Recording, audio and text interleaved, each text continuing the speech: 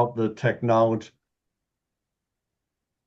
Okay, so today we're here to talk about the technology trap when new systems create operational chaos. And we see that happening in many different ways.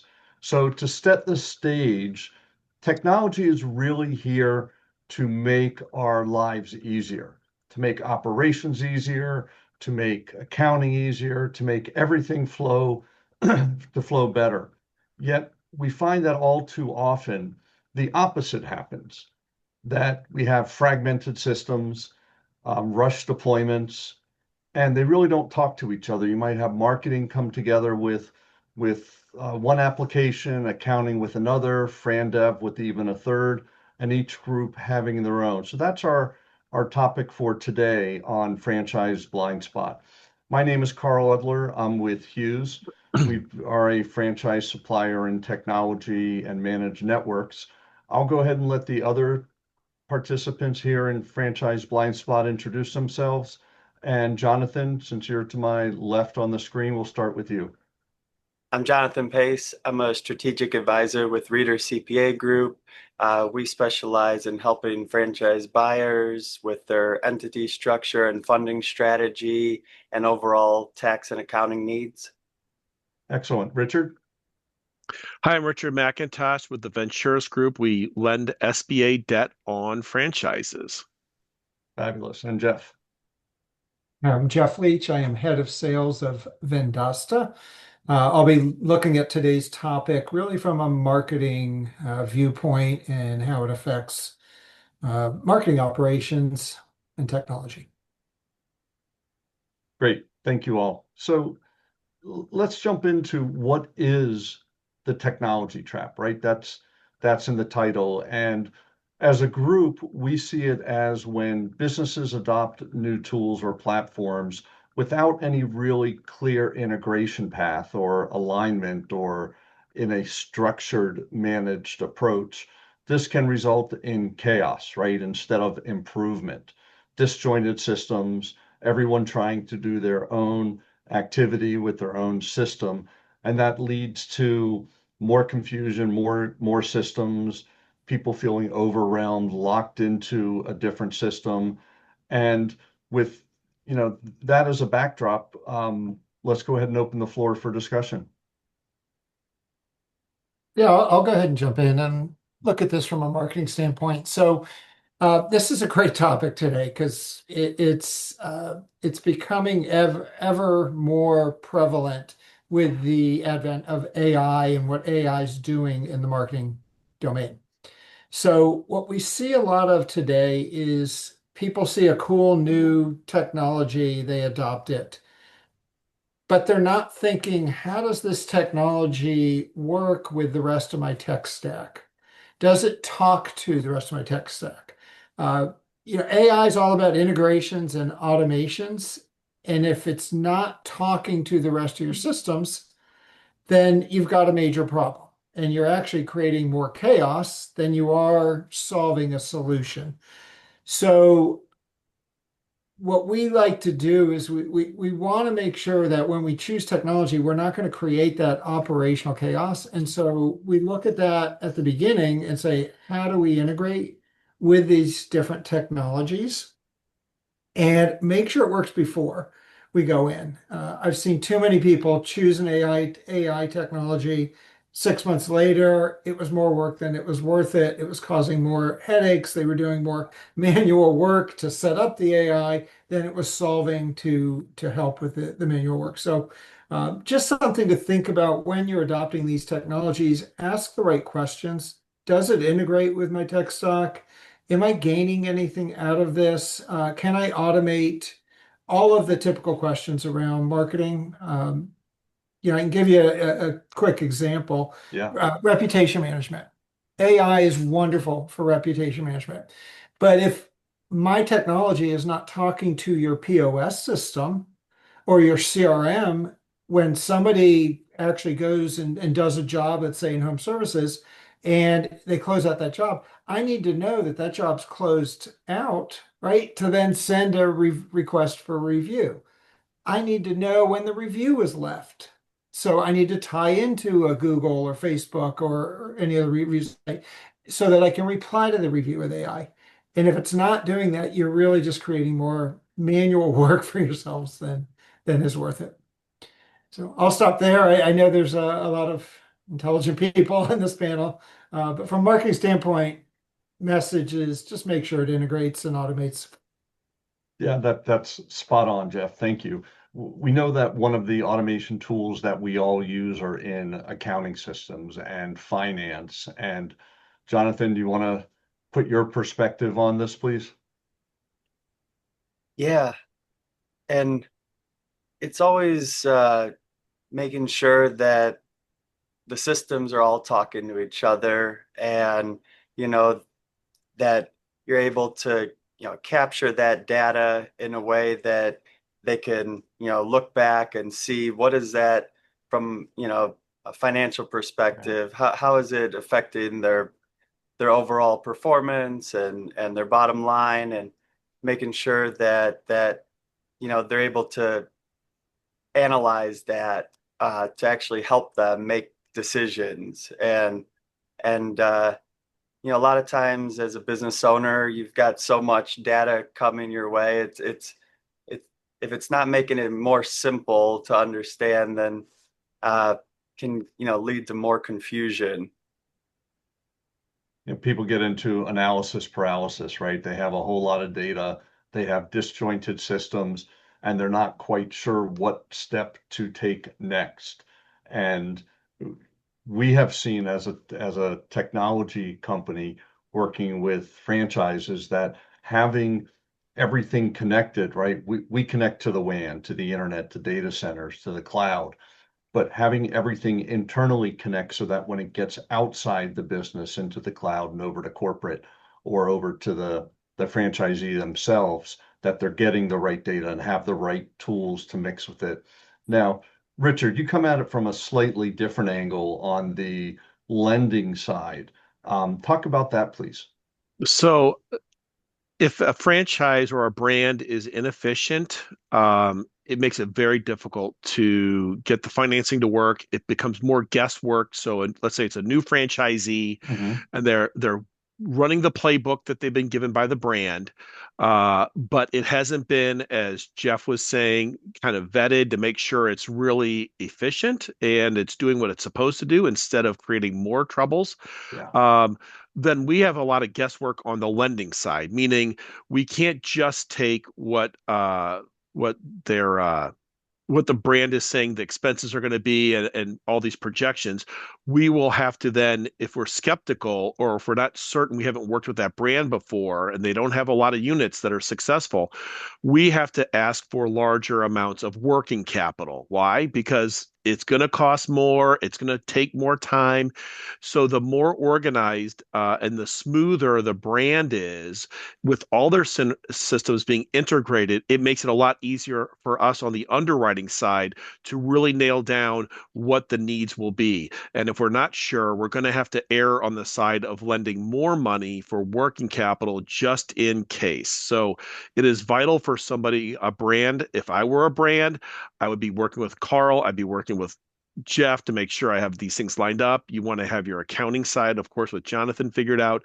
But it is vital because it really, really will come down to can we lend on it and are we comfortable with it? Because God forbid we lend too much, too little money, excuse me. The working capital is not enough.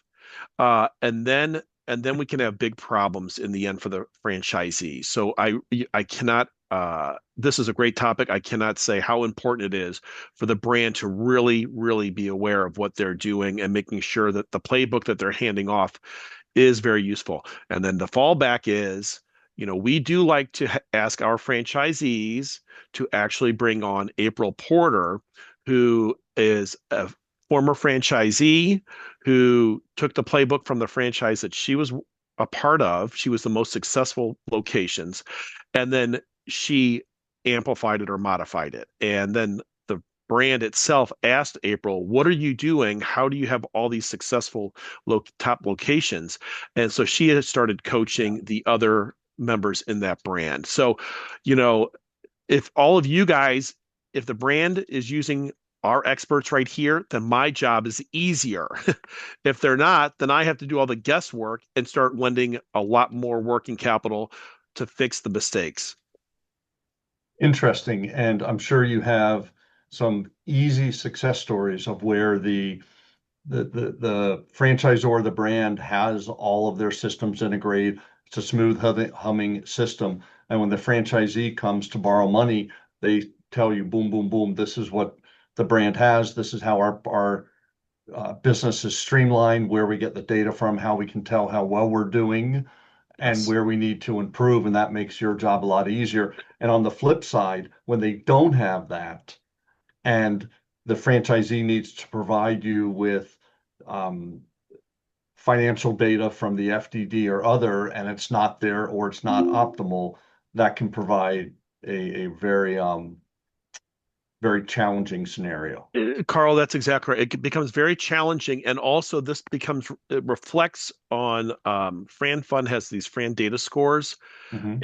and it's a way for a potential franchisee to research different brands and see how they score out based on many different data points. And if a brand, especially if it's a younger brand, is not careful and doesn't mind their P's and Q's on the front end by really putting in a very tight system where everything's integrated and the information that we're pulling from the FDD is something we can rely on, that Fran data score will be low and lenders will shy away from lending on those brands. So it's vital that a newer brand that does, less than 50 locations and so on, that they really lean into our panel here and make sure that they have something that's going to be successful in the eyes of my underwriters. Yeah, fabulous. And that's spot on with the whole theme of this, right? Having the right data, the right system integration together to make sure that things move along smoothly. I'd like to give an example of something that we run into here on the Hughes side, and that is digital signage. It's something we provide to many brands, both franchises and corporate owned. And when we go into a new customer, they'll say, "Oh, we've tried digital signage and that just crashed our network and we don't want to do it." Or they might have some good content, but they didn't look beyond that and they just went and implemented a digital signage system throughout all their franchises. And often what we come up with is that they had the problem, they had the solution, and they went to integrate it. They didn't consult with any experts in the field, whether it's anyone on this call or anyone else. And there are plenty of good technology consultants out there. But we come in and find out that the network they have in place just doesn't have the bandwidth or the uptime to support the videos that are going out to all the screens, whether it's a digital menu board behind the counter or signage in the dining room or in the waiting room or some other part of a retail location. So doing their due diligence ahead of time and looking at all the different components, not just the digital signage, but what needs to feed it? Where does it go out to? Making sure that they have either the proper wiring to each screen in the location or doing it wirelessly, which is how we're doing it plenty of times now if the wire lines are not in place within the store.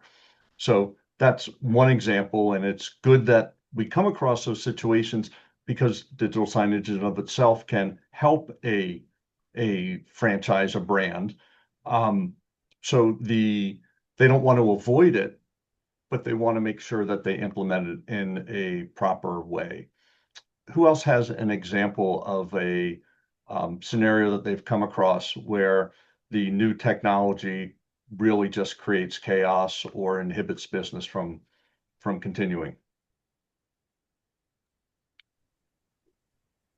Well, I could jump in real quick. So, one of the things, and you've all hit it on different areas of your business, but the idea that we're going to have a number of disparate systems that have data associated with each one of those makes everybody's job, especially the operations team's job, just very, very difficult, Mhm. right? So do we want to go into a different dashboard, have a separate login, go see data? Then we go into another system and wait a second, the data over here said one thing, this company over here says something else. And I'll give you another example. Advertising. So when people run digital ads, it's kind of the last click attribution that they highlight. So the advertising company, their data always looks great, right? Look at all these people that clicked on us. But there's another dashboard from another company. Perhaps they're doing SEO, or perhaps they're doing social media management. Their ads, they're generating clicks. People are going and downloading, collateral off YouTube. They're doing all this stuff. Yes, maybe it all ended up with a click over here, but all that work over here was what was really important. And so, just really highlighting the fact that this data must talk to each other, must be integrated. Otherwise, you're going to get, false signals. You're going to get a storyline that isn't complete. And oftentimes you're going to think one thing did all the work when in fact there was an underlying reason behind it. So, uh, having those different logins, those different dashboards, just be careful with all that. Yeah, good. Anyone else? Richard, Jonathan, other scenarios you've come across that have where the customer or client hasn't thought too far ahead and you've come onto it and said, all right, let's take a step back here. I could give plenty of examples, but it's not my show, it's all of ours. Okay. Well, when they come You're up, up, please. Carl. All right, I'll go again. Let's move to the next step. So we know that there's a technology trap. We know that bad things can happen. Let's move on to how we avoid the technology trap, right? There are several ways to do it, whether it's looking at the network infrastructure, making sure that everything's integrated already before you start bringing on new solutions and integrating that right from the start, rolling it out in a smart way, testing it, piloting it, doing change management, and then we can get into next what to look for in a partner to help with this. From a starting standpoint, what do you see at the very beginning when you start working with a franchisor or with a customer that shows you that they're not at the place they need to be?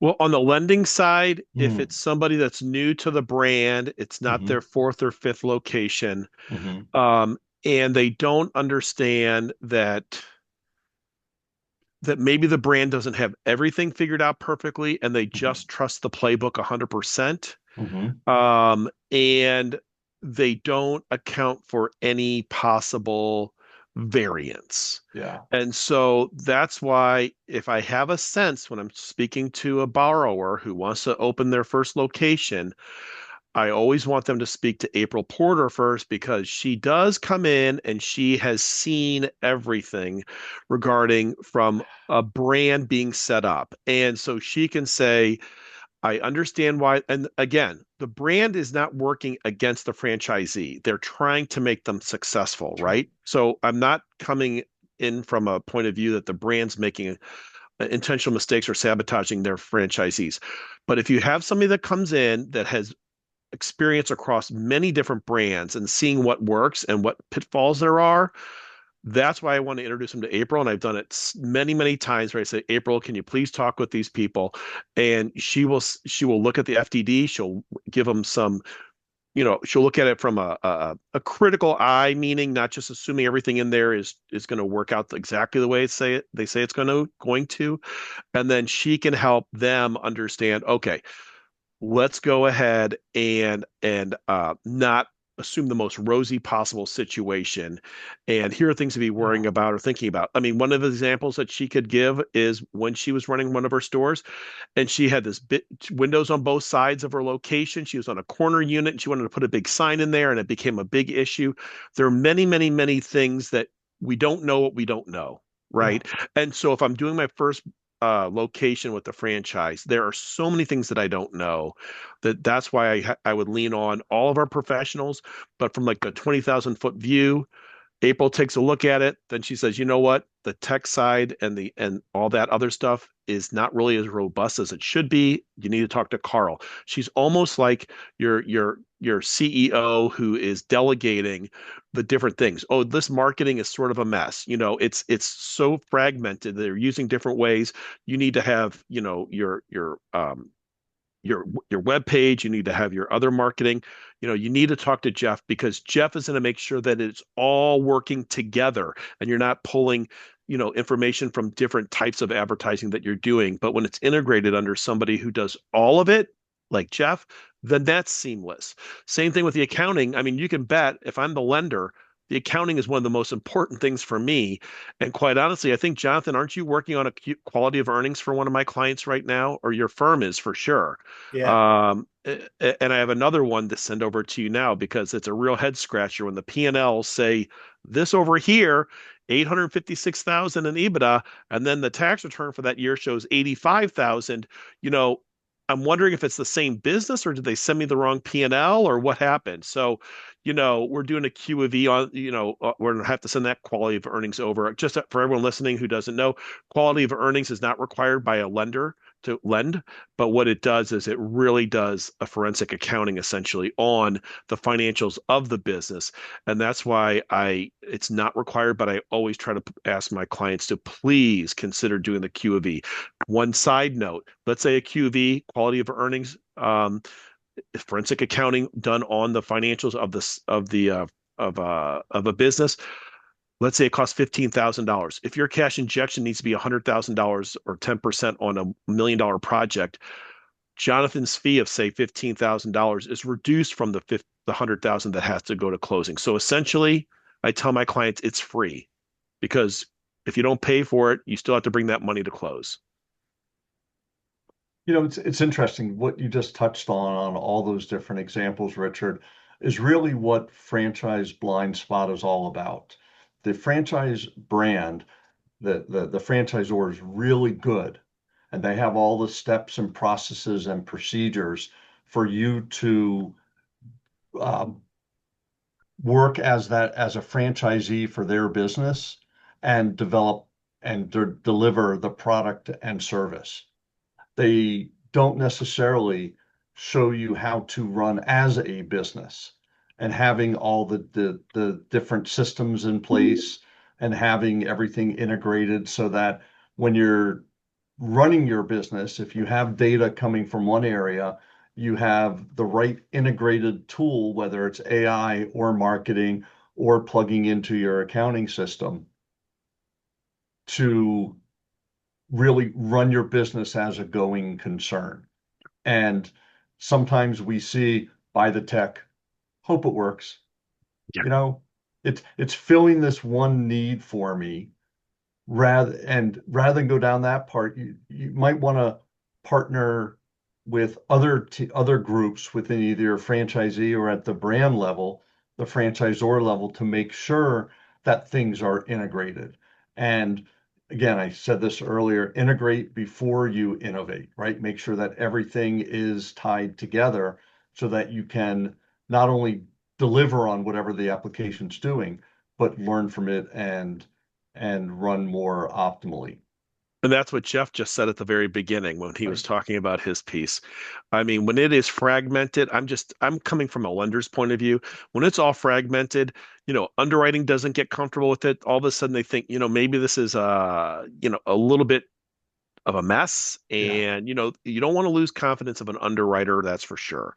that's true. And so I 100% agree that the more you can be integrated and make sure that the things make sense. I mean, Jeff, I don't know. Somebody was trying to show me a new thing to use to make on the internal side of the bank. So the bank was looking at doing a new technology and like, oh, you're going to love this, Richard. This is great. It's going to save you all this time. Now you log in here and now you're going to go over here and this is going to be your landing or your the portal, and here's the page, and then you have to enter all this information in and do all this, that, and the other.